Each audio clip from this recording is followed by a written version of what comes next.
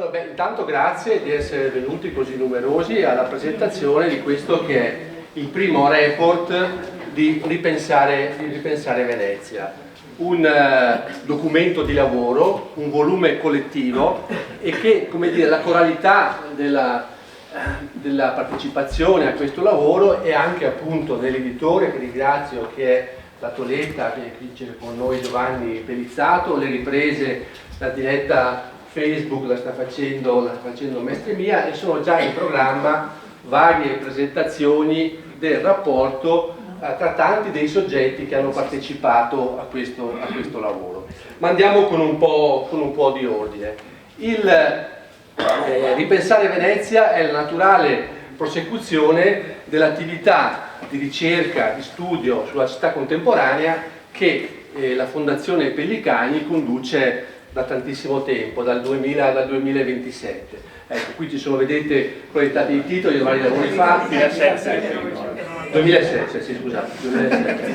E abbiamo cominciato con un ciclo di incontri dedicati a Mestre, con idee per Mestre, poi abbiamo fatto questo lavoro sulle associazioni presenti nel territorio comunale, poi via via tutto il lavoro sulla città metropolitana, Pensare Venezia, adesso Ripensare Venezia. Ovviamente accanto a questo c'è sempre l'attività del Festival della Politica, che più voi conoscete, che si svolge nel mese di settembre. Sempre quindi la città al centro, questo è come dire, lo scopo sociale della fondazione, cioè lavorare nell'interesse e cercare anche di decifrare la città che viviamo quotidianamente. Dal 2007 a oggi è cambiato il mondo, è cambiata la nostra città, anche se a volte non ci si accorge dei cambiamenti che avvengono, e siamo cambiati anche noi. Abbiamo cercato di migliorare anche, come dire, il metodo di lavoro per cercare di capire, di decifrare e di avanzare delle proposte concrete con l'obiettivo di migliorare la città che viviamo. E quindi la novità prevalente, direi, di questo lavoro sta proprio nello strumento, nel format che ci siamo dati, che è improntato a valorizzare al massimo la partecipazione e a mobilitare quella che si chiama l'intelligenza collettiva, ovvero la collaborazione di tutte le persone che sono interessate a partecipare a questo progetto. Ecco, e se c'è una parola chiave tra le tante emerse in questo viaggio che abbiamo iniziato l'anno scorso, alla fine di novembre, che adesso finisce appunto la prima tappa, io direi che proprio insieme, se vogliamo appunto cambiare questa città, come è, come dire, un filo conduttore un po' di tutte le proposte, di tutte le analisi, di tutte le relazioni che sono state fatte in questo anno di lavoro, è proprio il desiderio di voltar pagina, di cercare di collaborare, di dare il nostro contributo per fare quel salto d'epoca che la nostra città ha bisogno per tornare ad essere la città con il rango che le compete. Quindi questo è un cantiere aperto, che per sua natura è un processo infinito, quindi non è che finisce oggi, no? È come un treno in viaggio che ad ogni stazione si popola di proposte, di idee, di suggestioni, di ipotesi di lavoro. Questo è stato il nostro scopo. Siamo partiti aprendo una call collettiva sui nostri canali social, sul nostro sito, e aperta a tutti coloro che erano interessati a partecipare a questo lavoro su una cornice precisa che riguardava appunto i giovani, in quanto siamo convinti che i giovani siano i più colpiti dalla crisi che vive la città, ma non solo, più in generale in questo periodo, in questa stagione che stiamo attraversando, il mercato del lavoro e la base sociale della città, per cercare di scattare un'istantanea della nostra città che non è per niente scontata, in prima battuta, quindi accompagnando questo lavoro con una serie di approfondimenti, di insight, di suggestioni, di dati concreti che ha rilasciato la Fondazione nel corso dell'anno e che molti di voi conoscono perché sono stati già presentati. Tutto il materiale, nel segno appunto della massima trasparenza, è già reperibile sul nostro sito internet, e abbiamo cercato appunto attraverso questi 5 mi pare approfondimenti che abbiamo fatto assieme a un questionario online, di dare delle indicazioni sulla città che viviamo. Appunto, vedete, queste sono le tappe del percorso, gli insight, il questionario online e poi i laboratori. I laboratori aperti a tutti coloro che hanno risposto alla call che abbiamo lanciato attraverso, come vi dicevo prima, i nostri canali web. E hanno partecipato un sacco di persone, le persone più varie. Cioè abbiamo messo insieme l'accademico con il sindacalista dei rider, abbiamo messo insieme i rappresentanti delle associazioni culturali con i sindacalisti, con i rappresentanti di associazioni del volontariato, cioè la città. Ecco, io devo dire che se in questo lungo viaggio, come vi dicevo, continua a popolarsi di idee, di proposte, ipotesi di lavoro, la ricchezza che ha dimostrato questo lavoro è proprio la vitalità della città, tante persone, tanti soggetti interessati al destino di Venezia. Questa è l'ipotesi, vedete, queste sono le persone che hanno partecipato con delle relazioni ai vari seminari, ai vari laboratori che abbiamo fatto, e poi ci sono altrettanti, complessivamente più di 150 persone che hanno partecipato ai tavoli, ai seminari che abbiamo fatto lungo questo percorso. Ecco, quindi questa ricchezza della città, che raramente viene valorizzata, no? Soprattutto nei momenti decisionali della città, abbiamo cercato di valorizzarla e di metterla, come dire, in rete attraverso questo lavoro. In sostanza abbiamo fatto l'esatto contrario di quello che è stato fatto in questi 10 anni, no? Anche dall'amministrazione comunale, se volete, perché queste cose sono emerse e le voglio dire con chiarezza. Ecco, quindi questo continua a essere un viaggio che continuerà nel 2025, già all'inizio di dicembre lanceremo la prossima call per affrontare questi argomenti. Cioè eco-welfare, che con eco-welfare intendiamo mettere in rapporto gli effetti dei cambiamenti climatici con il rapporto all'economia, cioè tutte quelle che sono le ricadute dei cambiamenti climatici che stiamo vivendo in questi ultimi anni, con le ricadute con i cittadini, e che colpiscono prevalentemente le fasce più deboli della società. Pensate all'aumento delle bollette, per dire la cosa più banale, l'aumento dei prodotti agricoli e via dicendo. Ma di questo vi dirà meglio Maurizio Busacca, che approfitto per salutare e ringraziare, che parlerà dopo di me, che è stato il coordinatore scientifico del progetto. Quindi il viaggio continua con lo stesso format che sarà aggiustato, messo a punto in alcune parti, ma che sostanzialmente è sempre improntato alla partecipazione, nella convinzione che per migliorare la nostra città la cosa più importante e basilare è mettere insieme le varie teste, che è la cosa più difficile, se volete, anche cercando di valorizzare al massimo quello che ci accomuna e non quello che ci divide. Questo è uno dei metodi che ci siamo dati, e devo dire che ha funzionato. Non siamo d'accordo su tutto, perché sarebbe velleitario, ma strada facendo abbiamo costruito una bella piattaforma che adesso ovviamente è a disposizione della città, è a disposizione di tutti. E io credo che uno dei temi fondamentali, uno degli obiettivi, è proprio quello di aver creato questo luogo, no? Dove far dialogare tanti soggetti diversi. Come vi dicevo prima, diversissimi tra loro, anche per formazione. Per dirvi, al nostro seminario di marzo ha partecipato anche Andrea Rinaldo, il premio Nobel dell'acqua, con un intervento molto interessante che abbiamo riportato nel report, in rapporto a quelli che sono appunto le previsioni dei cambiamenti climatici a qui a 100 anni per Venezia, ad esempio, accanto appunto al semplice cittadino interessato al futuro della città. Ecco, questo quindi io direi, dicevo, è una piattaforma di lavoro che noi mettiamo a disposizione di tutti, soprattutto io lo chiamerei, guardate, un lavoro prepolitico, nel senso che è un lavoro di base che offre degli strumenti per cercare di migliorare concretamente la nostra città. Arrivano delle proposte concrete, che poi nel volume che sarà a disposizione, la fondazione lo distribuirà la settimana prossima, è in vendita in libreria, alcune copie le abbiamo qui, ma lo vedrete presto, la settimana prossima credo già sarà reperibile sul nostro sito internet. E appunto accanto ad alcune proposte concrete, ma il valore di questo lavoro è soprattutto nel capitale umano che abbiamo mobilitato, perché se vogliamo cambiare la città dobbiamo partire da quelle che sono le proposte, le esigenze delle persone.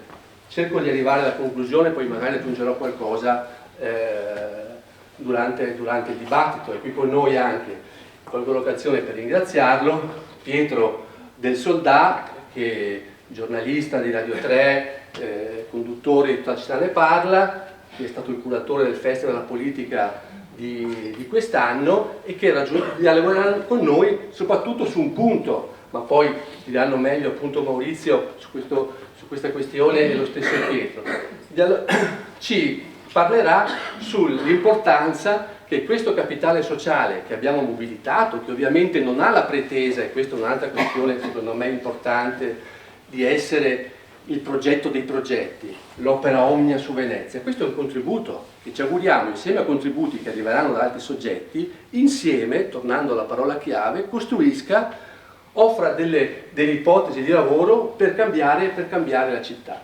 Quindi questo, dicevo, è un lavoro prepolitico, nel senso che questo lavoro che abbiamo fatto noi lo mettiamo a disposizione della politica, perché è importante, è fondamentale poi passare, no, per i canali della politica, che poi sono quelli che devono partecipare ai momenti elettorali e che comunque poi spetta a prendere decisioni strategiche, ma non solo quelle strategiche importanti, non solo i progettori, ma anche i progetti quotidiani che poi incidono sulla vita di tutti noi. Quindi l'importanza di rimettere in comunicazione, di favorire il dialogo tra questo capitale umano, tra l'intelligenza collettiva espressa da questa iniziativa, ma che si esprime anche in altri momenti, metterla in dialogo con la politica. Perché la politica dobbiamo sostenerla, aiutarla ad innervarsi, no, di tutta questa energia, di questa vitalità che arriva dalla città. Questo è fondamentale. E questo riguarda tutti, è ovvio che da parte mia, insomma non è un mistero, io spero che sia il centrosinistra a cogliere questa opportunità, che comunque è aperta e disponibile per tutti ovviamente come format, come documentazione eccetera, ma io mi auguro che sia un'occasione per la sinistra di questa città che mi piacerebbe che dica cosa vuol fare e come per migliorare la qualità della vita di tutti noi. Concludo dicendo che è importante appunto che avere una visione della città e pensando anche alle sue trasformazioni, la città che verrà nei prossimi anni, ovviamente da qui al 2050, a disegnare degli scenari. Ma io credo che in questa stagione, proprio tornando all'inizio, è cambiato il mondo, è cambiata la città, siamo cambiati noi, sono cambiate le esigenze, sia importante rispondere alle urgenze immediate dei cittadini veneziani, come tra i problemi che sono emersi, poi veniamo anche, magari dirà meglio di me Maurizio, ad alcune proposte concrete che sono emerse, tante dai tavoli, mi sembra una cinquantina di proposte, no? Che vanno a formare un primo nucleo di piattaforma per il futuro. Ma io credo che sia in questa fase le persone, più che di avere un sogno, più di sognare, no, la città che verrà nel 2050-2060, hanno dei bisogni più concreti. E lo vediamo anche sui giornali di oggi, il potere di acquisto dei nostri salari che è calato del 7-8%, mentre nel resto d'Europa è aumentato. Ecco, quindi ci sono le persone, tante persone, anche nella nostra città, che prima di tutto hanno bisogno di un lavoro per mangiare, ad esempio, e quindi abbiamo affrontato il tema del lavoro. Hanno bisogno di una casa dove abitare. Gli amici di Oggio che hanno partecipato a questo lavoro hanno ben evidenziato le criticità della casa che sono appunto contenute nel report e anche quelli che sono stati i fallimenti, partire dalla mancanza di investimenti per le case popolari, il fallimento del social housing, l'esplosione del fenomeno delle locazioni turistiche, che non sto ad addentrarmi, ma sapete quanto me ne sono occupato e continuo ad occuparmene. Ecco, quindi il problema di una casa dove abitare, di avere luoghi dove potersi curare, questo è un altro tema. Queste sono le emergenze, quindi accanto a una visione della città, che non ci sottraiamo e che emergerà da questo lavoro, bisogna stare anche con i piedi ben piantati per terra per rispondere a quelle che sono le esigenze dei cittadini di oggi. Ecco, mi fermo qui, vi ringrazio e do la parola a Maurizio Busani.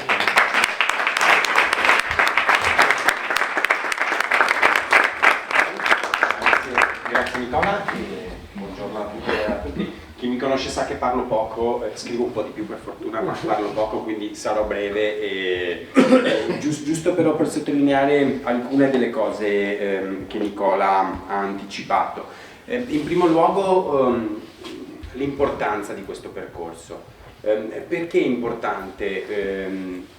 Non per autoreferenzialità, è un percorso importante perché in un momento storico in cui noi abbiamo una facilità di produzione di dati e di informazioni incredibile, è sotto gli occhi di tutti, è molto facile oggi produrre e raccogliere dati, in realtà è paradossalmente uno dei periodi storici in cui noi stiamo chiudendo più luoghi dove si fanno ricerca, più organizzazioni dove si fa ricerca.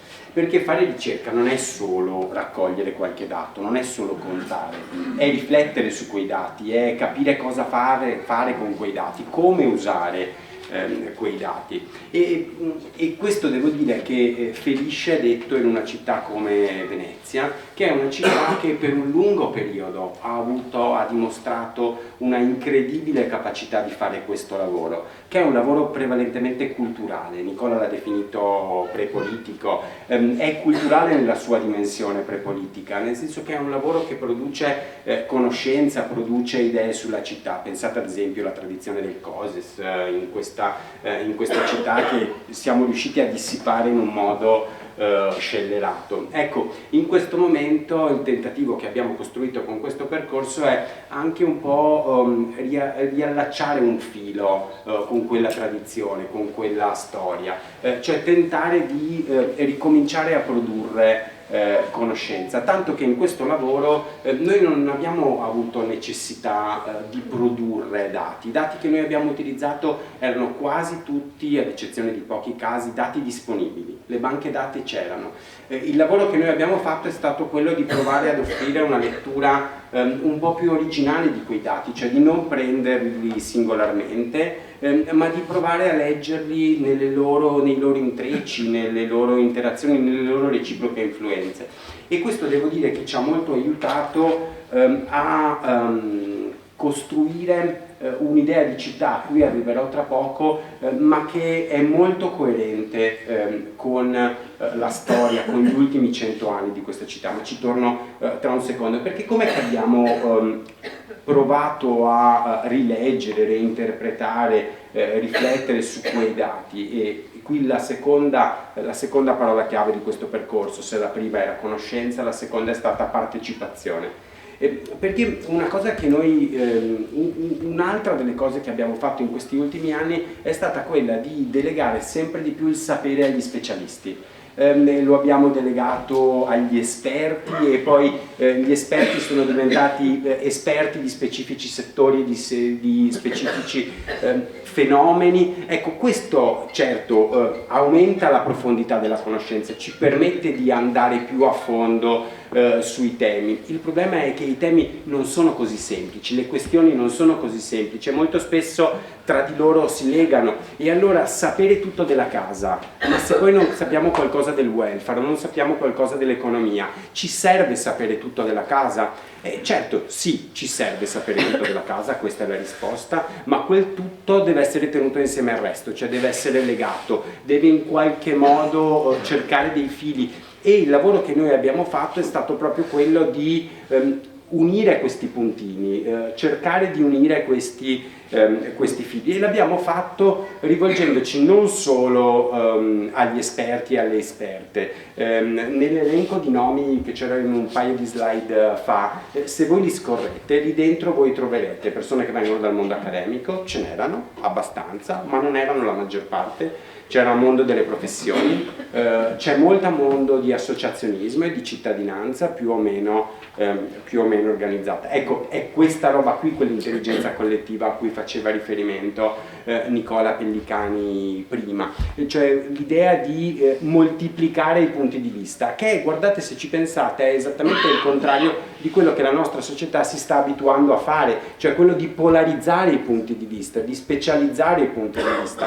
E invece in quella confusione, perché poi c'è stata anche un sacco di confusione durante i laboratori, durante le attività, punti di vista diversi, ogni tanto si vedevano delle facce che strabuzzavano gli occhi perché qualcuno diceva qualcosa su cui non si era tutti d'accordo, però è questa la ricchezza, è questa la discussione, è questo il tentativo di produrre idee sulla città. E questo tentativo non è un tentativo velleitario, perché, e qui la terza parola chiave che ha caratterizzato questo percorso, che è pragmatismo, perché questo è stato un percorso molto pragmatico, e lo dimostrano anche le proposte che voi potete trovare all'interno del volume, e che in qualche modo chiudono ogni singolo capitolo tematico.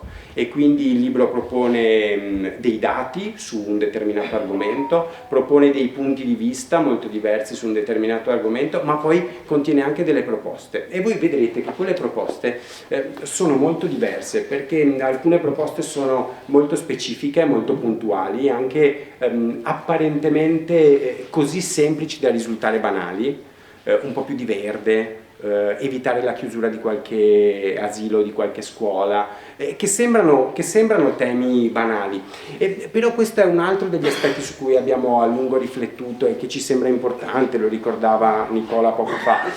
È importante pensare a 20, a 30, a 40 anni, ma le nostre vite si svolgono oggi, cioè le nostre vite hanno anche una quotidianità, e allora è impensabile rinunciare all'oggi per il domani, così come però non possiamo concentrarci solo sull'oggi, abbiamo bisogno anche di pensare al domani. E da questo punto di vista, letto nella sua complessità, questo volume, che un po' racconta tutto il percorso che abbiamo costruito, lo trovo incredibilmente coerente con un disegno che è il disegno della Grande Venezia di fine 800, primi 900, che, se ci pensate, è il disegno di una città divisa in 3 aree funzionali molto specifiche: il turismo e la cultura a Venezia, nel centro storico, la residenza a Mestre e il polo produttivo di Porto Marghera.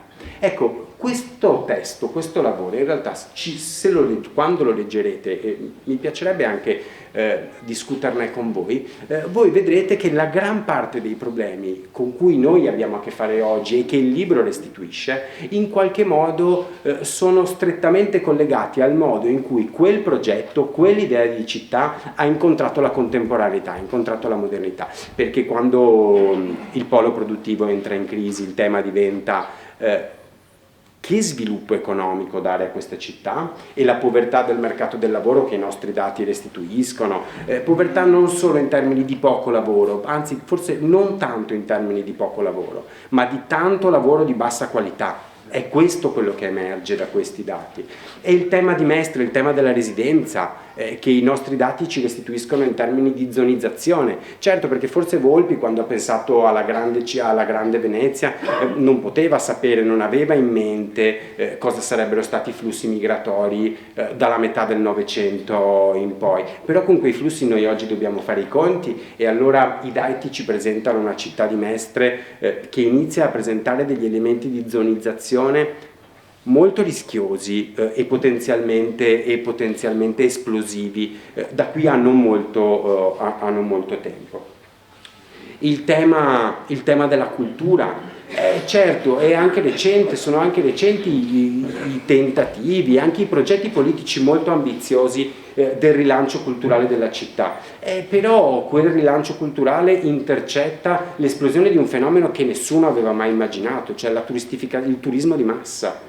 E quando la cultura incontra il turismo, diventa una bomba esplosiva, perché vuol dire milioni e milioni di visitatori in una città, e una città li sa assorbire, sa fare i conti con quei visitatori e questi altri dati che emergono.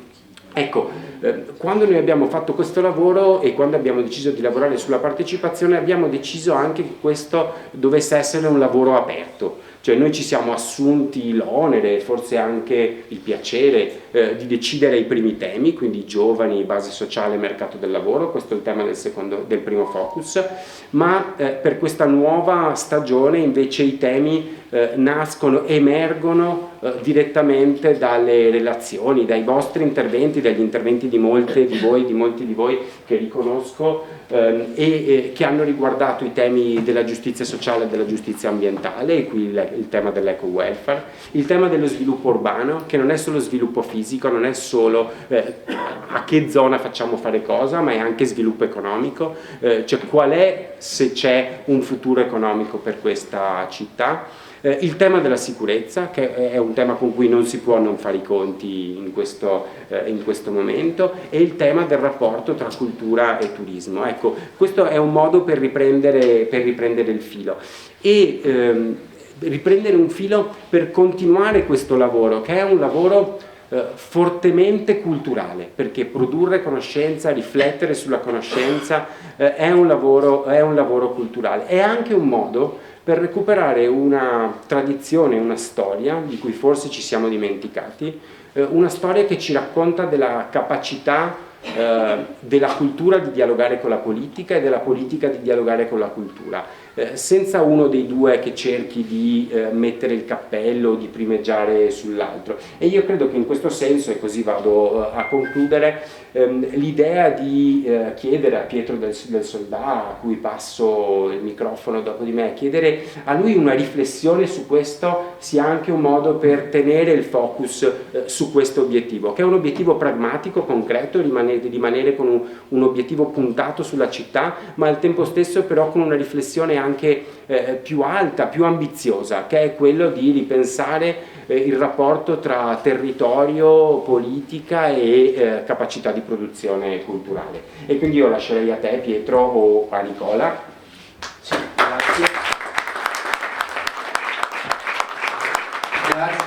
grazie Maurizio, che hai illustrato molto bene il quadro del lavoro. Io, tra le cose che come sempre ci si dimentica quando si fanno le introduzioni, e poi un po' di copie le abbiamo, altre saranno disponibili, le potremo distribuire quelle che ci sono, ma com'è strutturato il report, no? Che tutte queste idee, questi contributi che sono giunti nel modo che vi abbiamo raccontato, abbiamo cercato di dividerli in 6 capitoli. Quindi il report contiene tutto il percorso fatto dai laboratori, gli insight, ovvero gli approfondimenti fatti dalla fondazione che ricordava prima Maurizio, e poi tutti i vari contributi divisi in 6 capitoli, e ogni capitolo è introdotto da un saggio scritto da uno dei partecipanti, che vorrei ricordare. Il primo, appunto, che riguarda i giovani e la generazione Z, è a cura di Silvia Oliva, che è qui con noi e poi interverrà, che parla appunto dei giovani, che è un po' stato il punto di partenza, come dire, la scintilla che ci ha fatto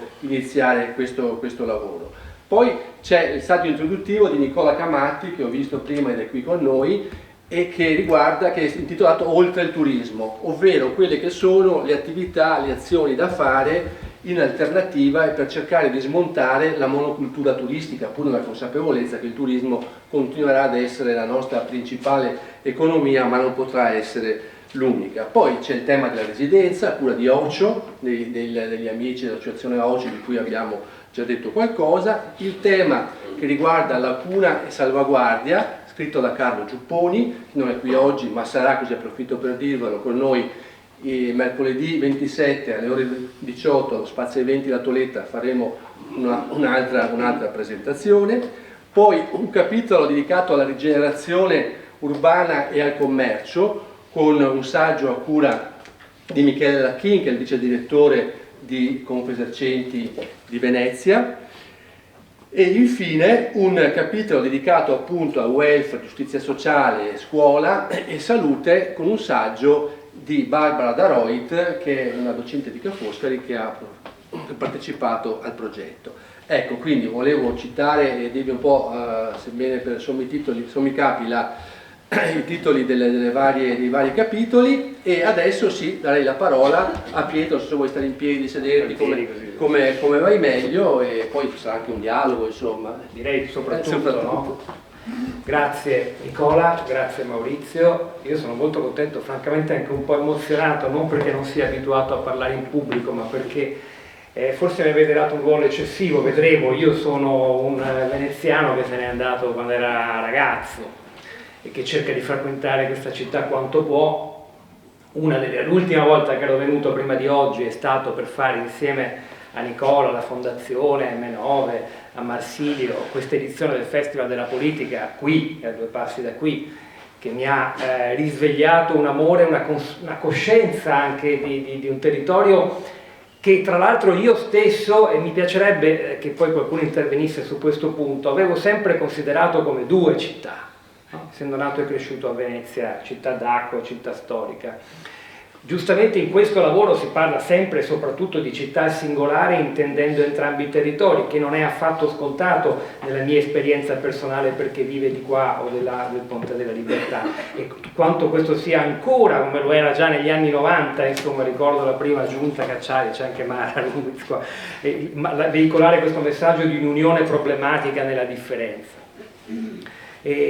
Questo è un esempio, vi porto così, diciamo così, uno sguardo anche esterno di uno che si occupa di rapporti con i grandi temi sociali, con la trasmissione che faccio. Io faccio anche cose più astratte, filosofiche, insomma, però ascolto le istanze sociali, economiche e politiche della società italiana, soprattutto, se qualcuno di voi ascolta Tutta la città ne parla su Radio 3.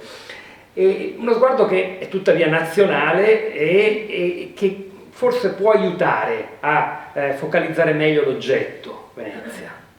Nel senso che, sfogliando le pagine di questo bellissimo testo, di questo lavoro, insomma, il testo è il risultato di un grande lavoro, ho avuto la conferma di un'eccezionalità che però non rende Venezia quindi al di fuori del contesto globale politico nazionale, ma è, come dire, una punta d'avanguardia per ragionare oggi sul rapporto con la politica. Per me il saggio, quello che è da un lato esiziale e dall'altro molto stimolante, è proprio quello di Andrea Rinaldo, tra i tanti, poi c'è Linda Laura, Sabadini, ci sono tante riflessioni anche molto puntuali, perché Andrea Rinaldo, uno dei massimi esperti di acqua e di idraulica al mondo, dice, signori, se non l'avete letto leggetelo, e se si va avanti così, e io stesso da esperto non vedo soluzioni, non ne conosco, Venezia nel 2100 non esisterà più. Non esisterà più, il che significa non abitanti, zero patrimonio immobiliare, non ci sarà più neanche il turismo, altro che overtourismo, perché è prevista nell'Alto Adriatico un'ascesa dell'altezza del livello delle acque di 70 cm, 20 più o meno centimetri di subsidenza del suolo, più o meno 1 metro d'acqua in più. Il Mose non ce la può fare, o se rimanesse sempre chiuso renderebbe la laguna uno stagno inabitabile, eccetera, eccetera, eccetera. Non sono un esperto.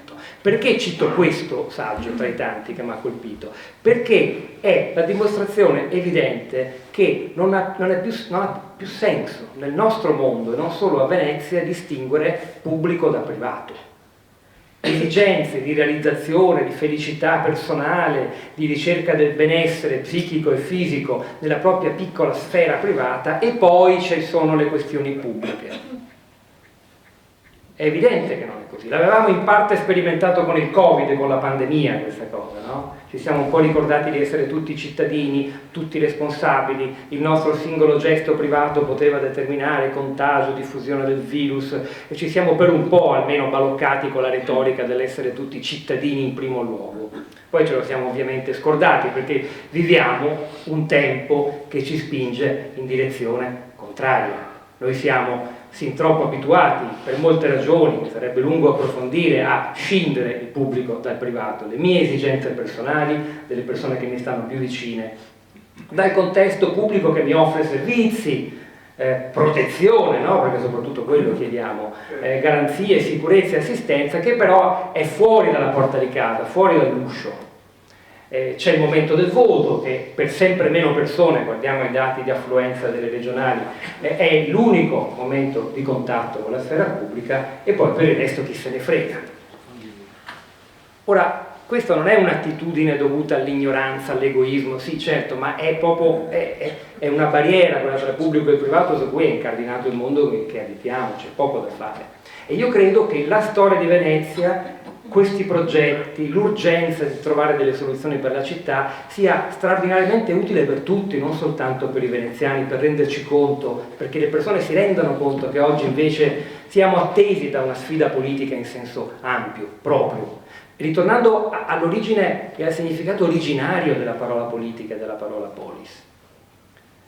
Scrive Hannah Arendt che essere liberi e vivere in una polis sono la stessa cosa.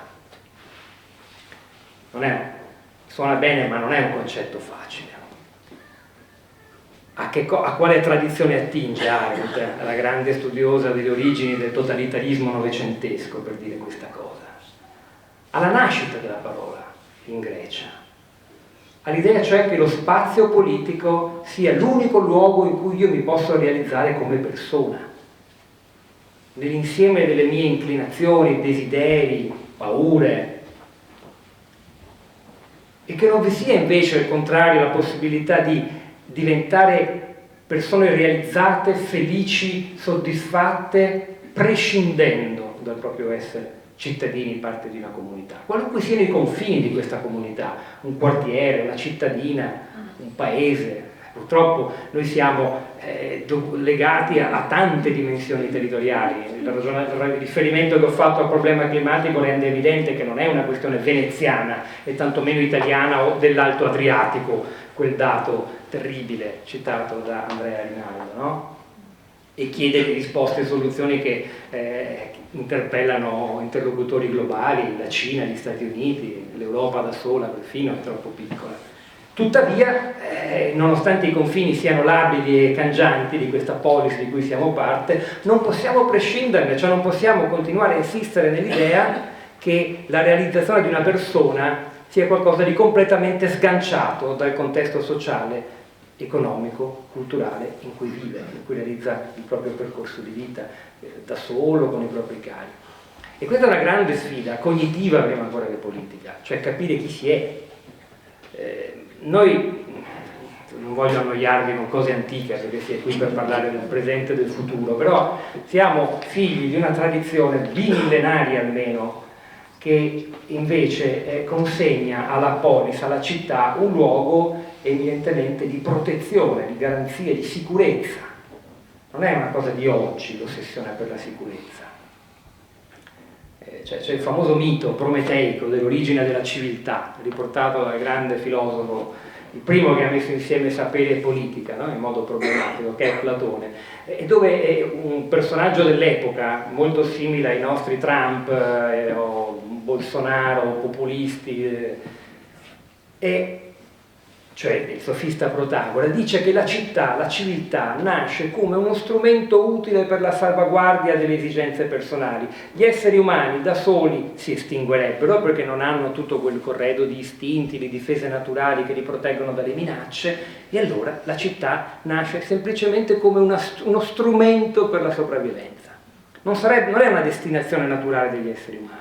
Meglio sarebbe poter vivere sicuri da soli nel proprio piccolo guscio, coltivando i propri desideri, le proprie ambizioni, riducendo al minimo le limitazioni dei desideri che invece inevitabilmente le leggi ci pongono, le regole della convivenza. La giustizia stessa in questo scenario diventa una specie di medicina amara da trangugiare, un male necessario. Rinuncio ad alcune delle cose che vorrei perché non posso violare quelle regole, altrimenti salta la convivenza, il che non è un male in sé, è che la convivenza, come il fuoco, come le armi, mi consente di stare nel mondo, di preservare la mia integrità fisica. Ecco, queste parole arcaiche tirate fuori da un testo di 2500 anni fa corrispondono perfettamente a ciò che la maggioranza delle persone oggi chiede alla politica, e la risposta, chiamiamola sovranista, neonazionalista, identitaria, securitaria, che oggi va per la maggiore e vince quasi dappertutto, per fortuna non dappertutto, va incontro esattamente a questa esigenza. io credo, dalla lettura di questo testo, non voglio esagerare per amore di Venezia, però che un progetto politico di questo tipo, su una città così fragile, con un'anima plurale, che può trovare soluzioni solo attraverso la costruzione dell'intelligenza collettiva, sia una risposta perfetta, un tentativo di resistenza perfetto a questa deriva così antica e così contemporanea della politica securitaria, identitaria, privatistica, perché poi, non nascondiamocelo, il progetto identitario securitario che chiede solo protezione dagli immigrati, perché poi questo sarà il movimento, così magari vedono anche in fondo. E qual è il grande fattore politico del futuro di oggi? Noi abbiamo visto solo un pezzettino, l'avanguardia dei flussi migratori rispetto a quello che accadrà nei prossimi decenni, per problemi ambientali innanzitutto, no? Quello che dice Arinaldo in quel testo, la minaccia alla sopravvivenza di Venezia riguarda intere aree del mondo, riguarda più o meno 1 miliardo di abitanti dell'Africa subsahariana che vive città che in quello stesso 2100 non saranno abitabili, no? Quindi saranno molti di più di oggi e destinati ad andarsene. Allora, questa è la grande sfida, questo è il fattore che plasmerà il XXI secolo. Di fronte a questa sfida è quasi fatale che la risposta che ha più successo sia quella protettiva, securitaria, del tentativo di preservare lo spazio, lo spazio fisico, le abitudini, e anche comprensibile, cioè se noi non l'affrontiamo di petto questa roba, questa esigenza securitaria, non riusciremo mai ad arginare, io credo, la politica che ne va incontro, no? Il caso Trump va studiato, va capito, no? Non va semplicemente demonizzato. Ci sono molte altre storie, non entro in quella vicenda, per carità. Tuttavia, di fronte a questo scenario, appunto, siamo solo di fronte a un'avanguardia dei flussi migratori, anche di flussi turistici, perché chi si intende di turismo, come chi interviene in questo libro, può confermare che, per esempio, il turismo asiatico, quello grosso, le decine e decine di milioni di visitatori, ancora non l'abbiamo visto.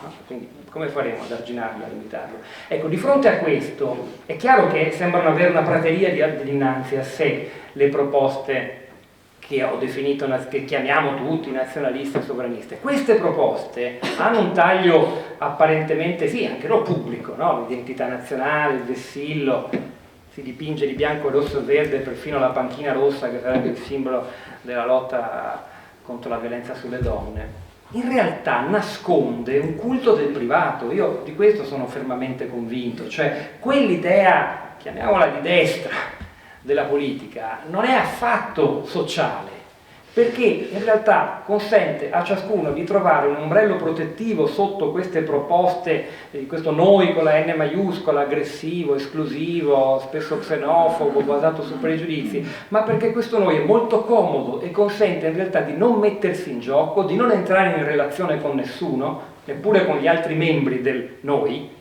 gli affini, i simili, connazionali, correligionari, e di coltivare invece il proprio orticello privato, che è l'unico tempio sacro, inviolabile, per il quale si chiede appunto alla politica protezione, protezione, protezione e nient'altro.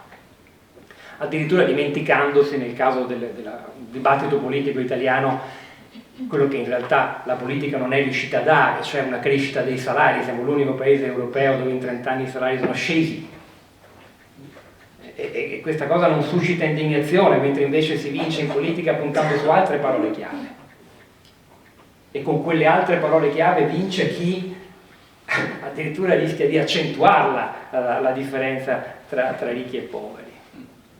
Ti consiglio la lettura di questo saggetto del mio amico Riccardo Staglianò, Hanno vinto i ricchi, che per fortuna sta avendo uno straordinario successo editoriale, perché sta semplicemente portando all'evidenza qualcosa che non abbiamo visto. Ora, questo è un discorso generale, riguarda anche Venezia? Sì, riguarda, perché di disparità salariale e di aumento della disuguaglianza nel territorio se ne è parlato, soprattutto nel capitolo generazione Z, no? Il fatto che ci sia stato poi un esodo in questi decenni tremendo, e che il turismo offra a chi ci lavora possibilità di occupazione precaria e a basso costo. Di fronte a questo scenario di disuguaglianza sociale, la risposta securitaria è quella che vince. Io credo di nuovo che insistere sulla particolarità, l'unicità della storia di Venezia, di questo doppio territorio di acqua e di terra, con le sfide ambientali che raccogliete, e la possibilità forse di arginare l'overtourism evitando la deriva del parco tematico e tutti gli altri temi che tu hai appena elencato, Nicola, siano una specie di piccola agenda di resistenza. E quindi la storia e il coinvolgimento anche, che perfino io mi sento di mettere da cittadino in campo leggendo queste pagine, è nella direzione di aprire, offrire un'altra possibilità di politica. Cioè Venezia con la sua particolarità non si stacca dal resto del paese o dell'Europa, ma penso possa farsi portatrice, se la sappiamo raccontare, di un rapporto con la polis che recuperi quella valenza forte di città come luogo della libertà, come luogo della realizzazione di sé, che ci siamo persi per strada, ed è invece l'unica via che ci resta da percorrere per non cedere completamente le armi alle destre sovraniste, privatistiche, identitarie, securitarie, che non a caso, di fronte alla minaccia ambientale indicata da Andrea Rinaldo nel saggio introduttivo, alzano le mani e anzi oggi si sentono liberi finalmente di non avere più limiti. Il fallimento della COP29 che c'è appena stato in Azerbaijan, l'ennesimo fallimento di una conferenza sul clima, non fa che confermarlo. Io non vorrei dire altro, semplicemente vi ho portato un pensiero che non ha a che fare direttamente con i singoli temi. In questo senso io preferisco ascoltare. Però così sono riuscito, grazie a voi, alla lettura di questo testo, ad elaborare un'idea della politica, della polis Venezia, che io credo, senza retorica, possa portare, come è stato anche nel passato lontano, un messaggio di un'altra idea di bene comune, che è forse veramente l'unica strada che ci rimane da percorrere, l'unica buona strada in questo XXI secolo.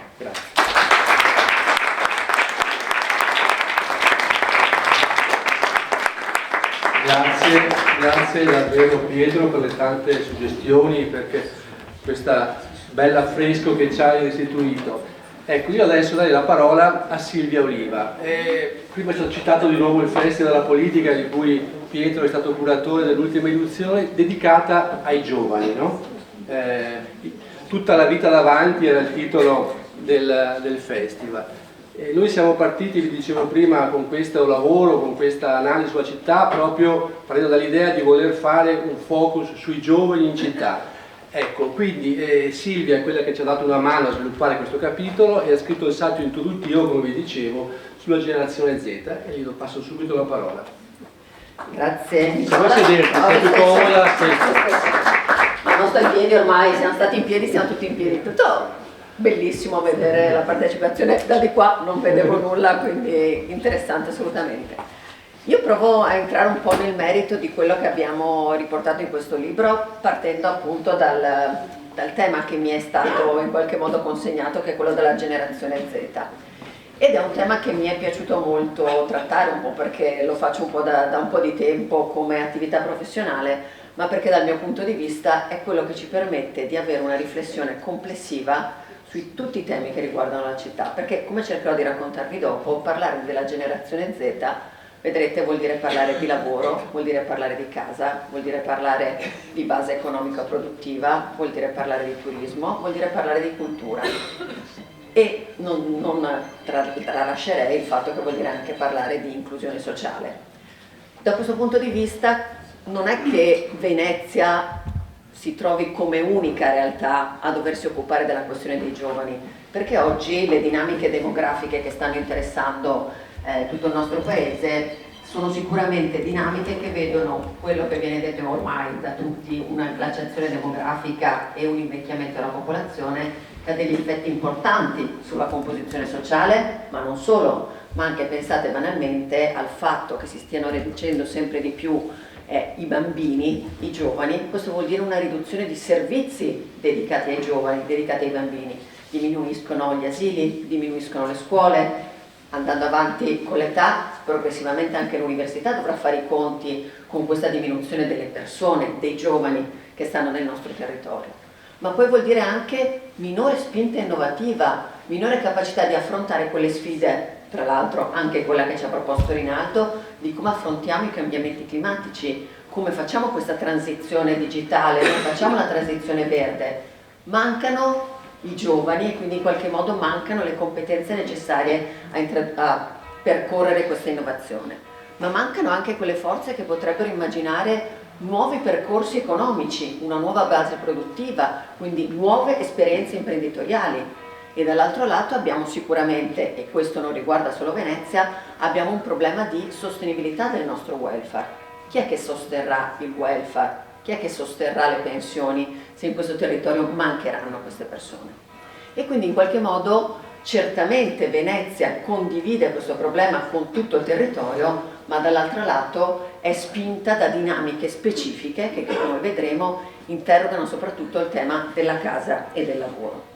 Se noi andiamo a vedere in particolar modo cosa è successo in questi anni, sappiamo che lo spopolamento della città storica inizia dal 52, poi progressivamente abbiamo avuto una crescita della terraferma, poi anche la terraferma è venuta meno come crescita demografica e oggi negli ultimi 20 anni tutta la città ha perso popolazione, ma soprattutto ha perso la popolazione nella classe di età tra i 25 e i 49 anni.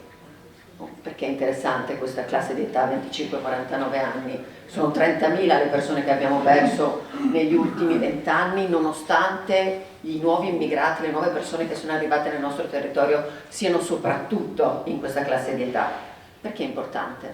Perché alla fine questo gruppo di persone sono le persone che in questo momento magari hanno finito il proprio percorso formativo e devono decidere dove fissare la propria residenza, dove definire il proprio percorso professionale, ma sono anche le persone che magari decidono di acquistare casa, di fare famiglia, di fare figli.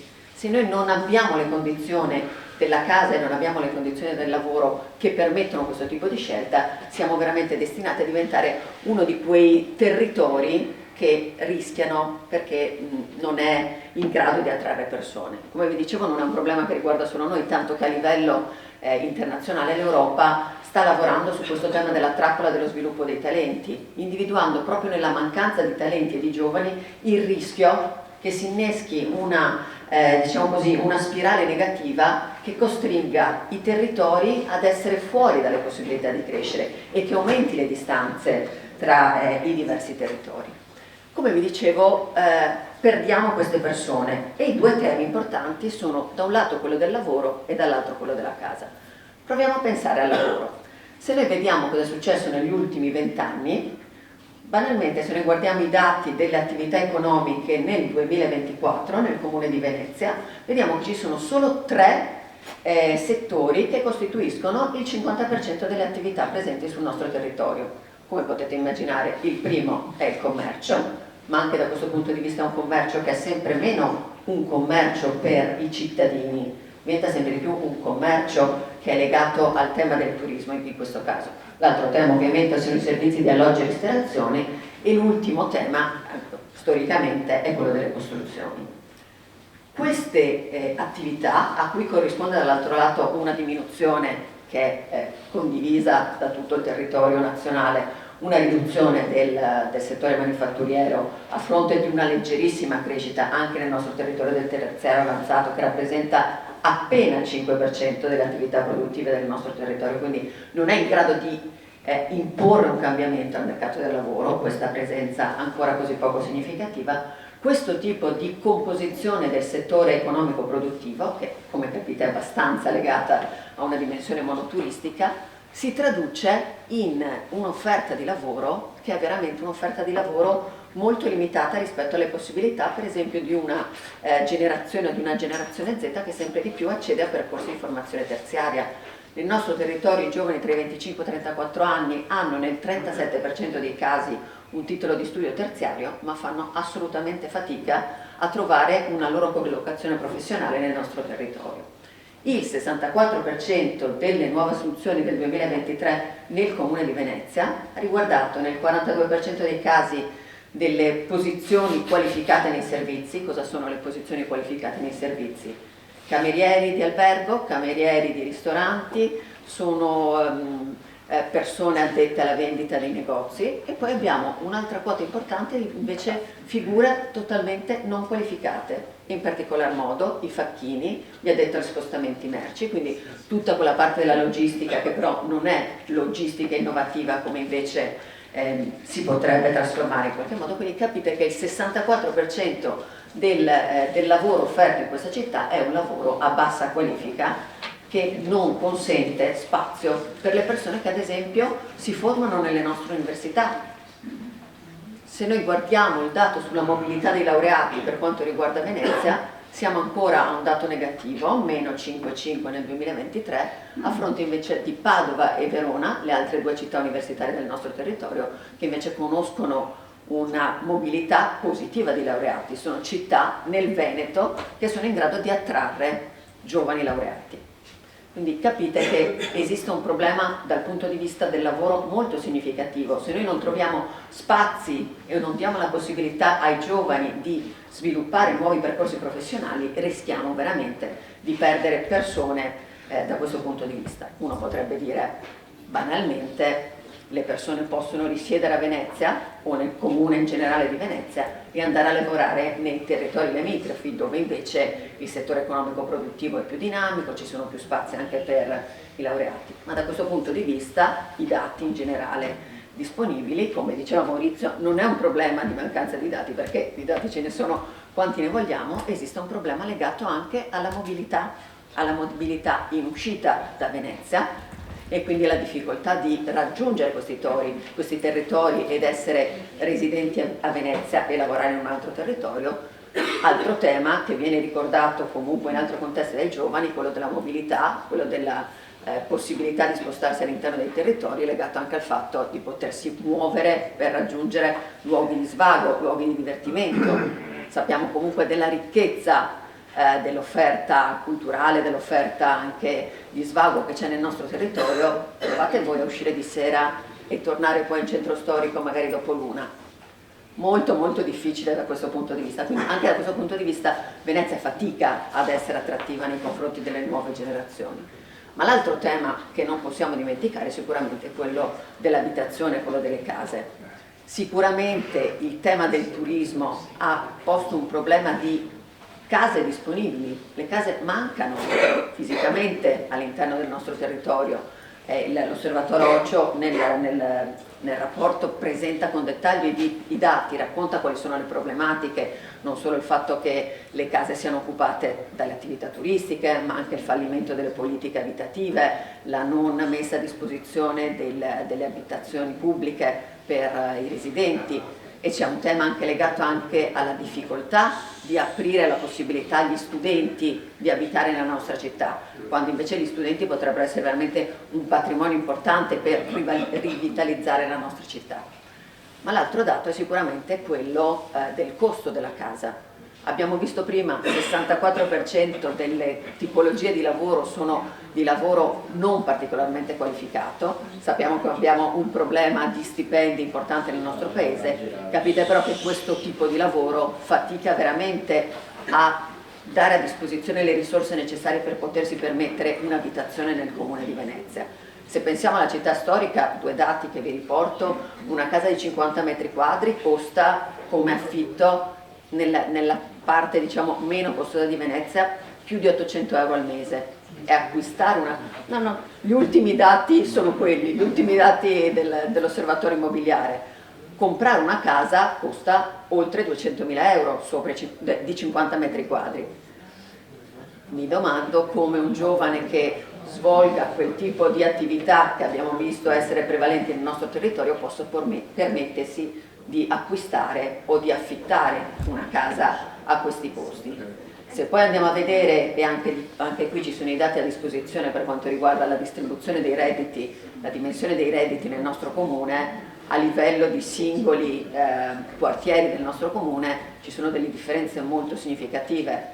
In centro storico a Venezia c'è un reddito significativo che permette sicuramente di vivere nella città storica o di vivere nel comune in generale. La stessa cosa non si può dire per quanto riguarda i redditi degli altri quartieri della nostra città. Quindi esiste da questo punto di vista un problema importante legato al lavoro e legato alla casa che deve essere in qualche modo affrontato.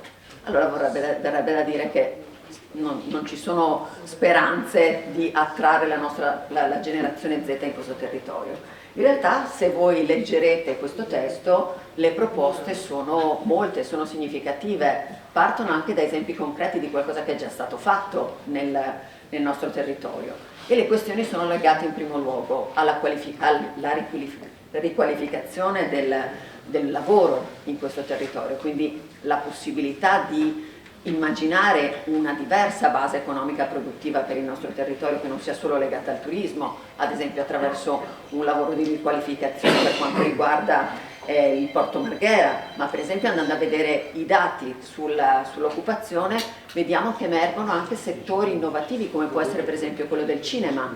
Il settore del cinema si sta sviluppando in modo significativo nel nostro territorio, poi ci si dovrebbe interrogare come mai in un territorio come il nostro non c'è una scuola di cinema.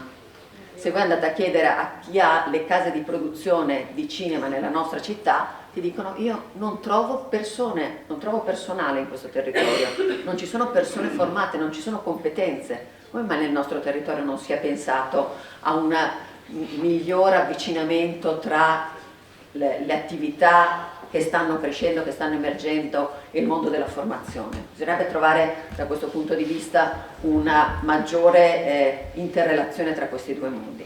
Poi c'è il tema di favorire, ad esempio, le nuove attività produttive che i giovani stanno proponendo.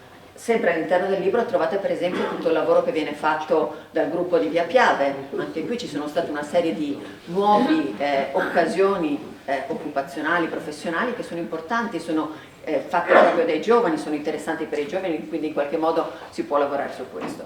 Poi ci sono tutti i suggerimenti che dà l'Osservatorio Occhio su come si può risolvere il tema della casa attraverso un intervento della politica, e condivido assolutamente che oggi non possiamo più pensare pubblico e privato come due soggetti che lavorano in parallelo. Bisogna sicuramente trovare un'integrazione da questo punto di vista per risolvere i problemi che sono molti e sono significativi. Mi fermerei qui. Trovate veramente tantissimi stimoli attraverso le 50 proposte di interventi specifici che in qualche modo vanno proprio a rispondere a questa esigenza di dare uno spazio nuovo di attrattività per la nuova generazione.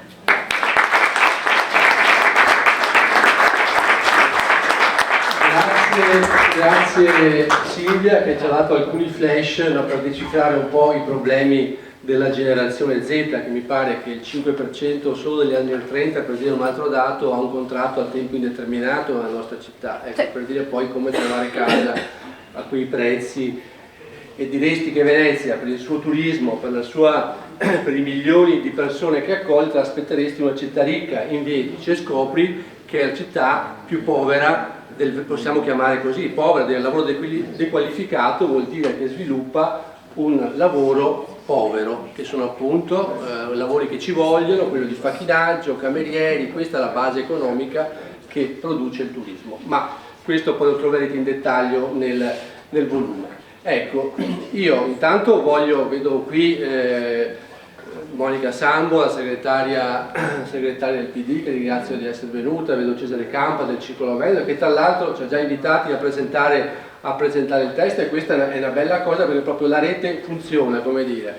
Faremo una presentazione con l'associazione Viva il Piraghetto, ne faremo un'altra con il gruppo di Via Piave e via via con altri soggetti, per cercare anche di portare proprio nella città, perché questo è lo scopo di un lavoro appunto collettivo di questo tipo. Vedo tante altre persone, ringrazio Lucio Conz delle Remiere di Venezia, che ha fatto un grossissimo lavoro sul motondoso, che in questo lavoro abbiamo recepito, no, come proposta nostra, frutto appunto della collaborazione. Vedo il presidente dell'ANPI, il presidente del gruppo di Via Piave, il presidente dell'associazione del Parco di San Giuliano, Anna Forte. Insomma, ringrazio tutti, mi sono sicuramente dimenticato e mi spiace, perché quando si comincia a citare poi ci dimentica sempre, ma se adesso c'è qualcuno che vuole ovviamente aggiungere qualcosa, il microfono è aperto. Ringrazio Sebastiano Bergamaschi di essere anche lui qui con noi, l'associazione Pandora, insomma è una rete larga. C'era la Presidente dell'Ateneo Veneto, non so se ci sia ancora, che ringrazio anche lei di essere venuta, Mara Rumiz di Emergency, eccetera, eccetera. E ecco, se c'è qualcuno che vuole intervenire, ovviamente siamo qua, qualche intervento breve, ci sono alcuni degli autori dei saggi di introduzione che vi dicevo prima, oppure possiamo adesso, qualche testo ce l'abbiamo, però è a disposizione in fondazione dalla settimana prossima, oltre che in vendita, come vi dicevo, nelle librerie qui di Mestre e di Venezia. Quindi se non ci sono altri interventi, Posso farlo una domanda? eccolo qua, vai al video sperandiero del Gazzettino, puoi alzare anche così. Grazie Nicola, buongiorno a tutti. La domanda credo che sia la domanda che portano in cuore un po' tutti i giornalisti, ovvero sia questo lavoro potrebbe preparare una candidatura a sindaco Nicola Pellicano.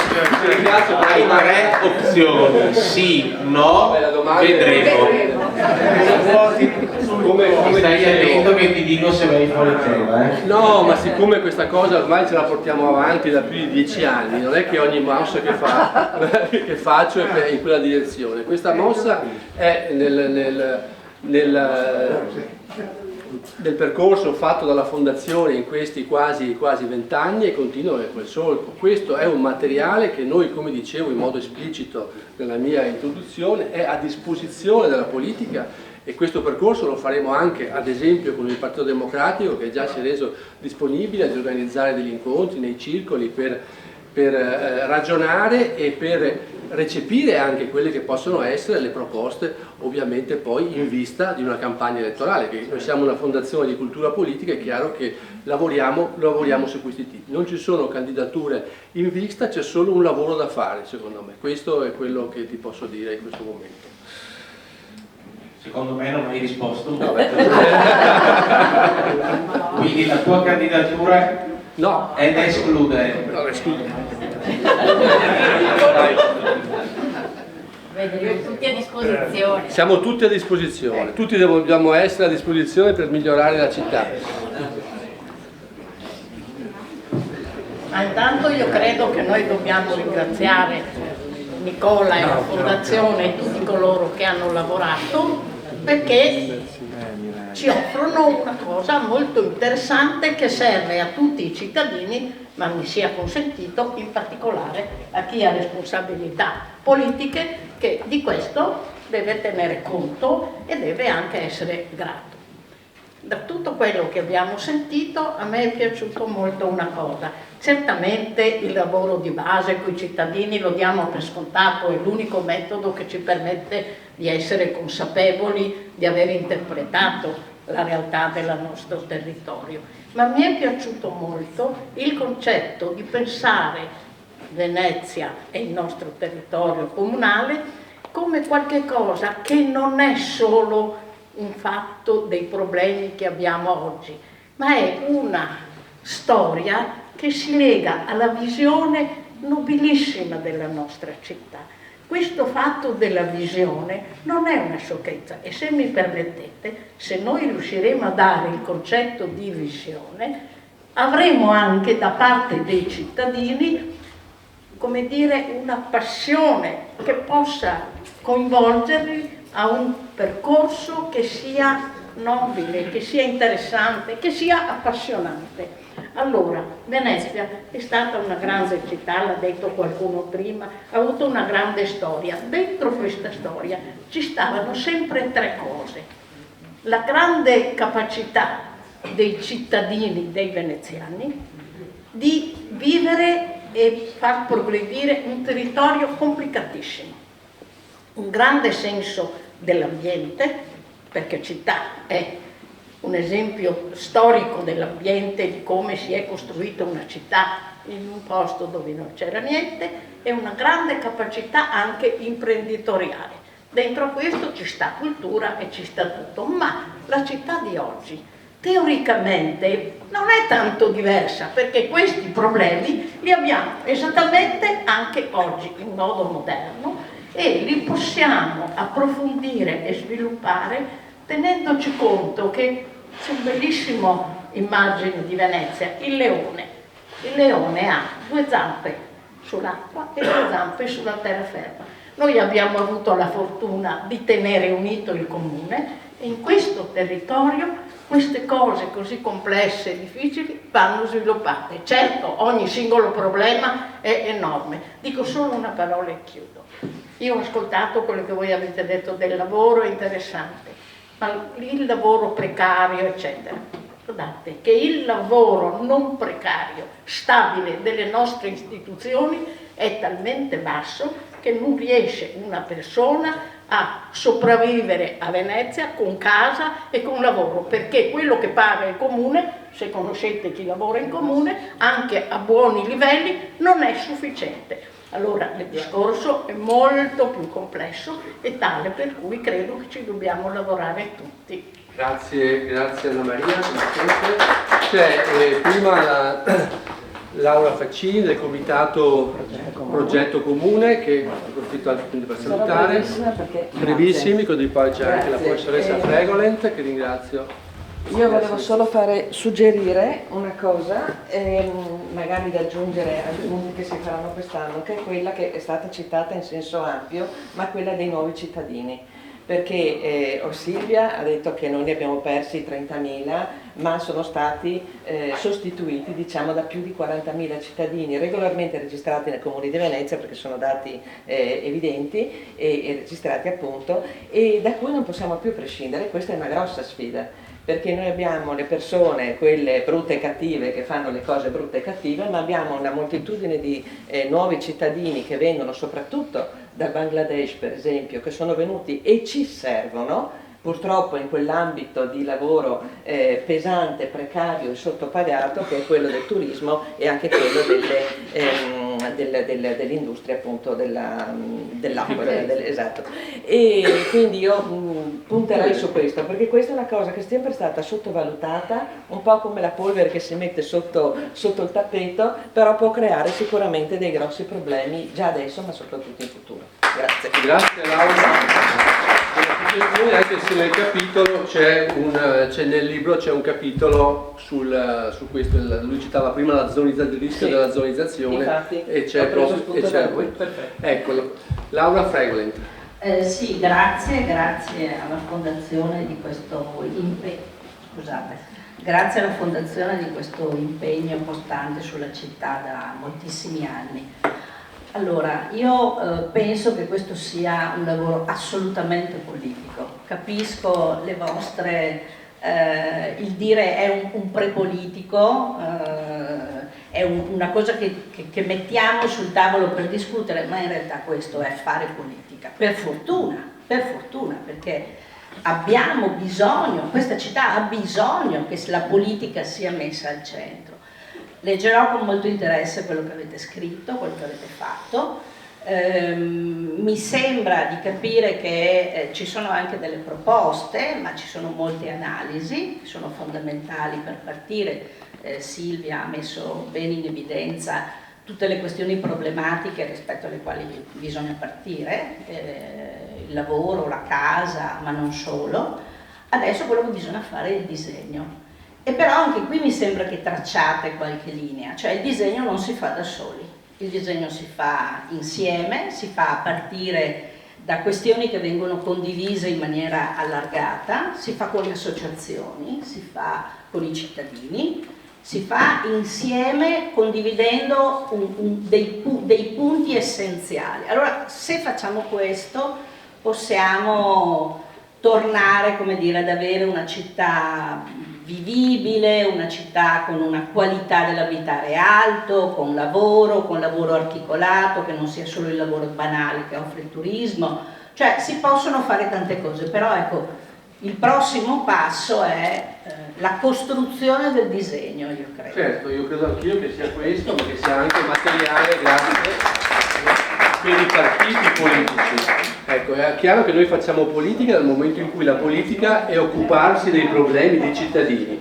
Questo sicuramente lo facciamo e mettiamo questi lavori a disposizione anche della politica, come per cercare di favorire il dialogo tra i cittadini, tutte le sue forme anche associative, organizzate, e la politica, che si è un po' indebolito in questi ultimi anni per vicende storiche che non stiamo qui adesso a...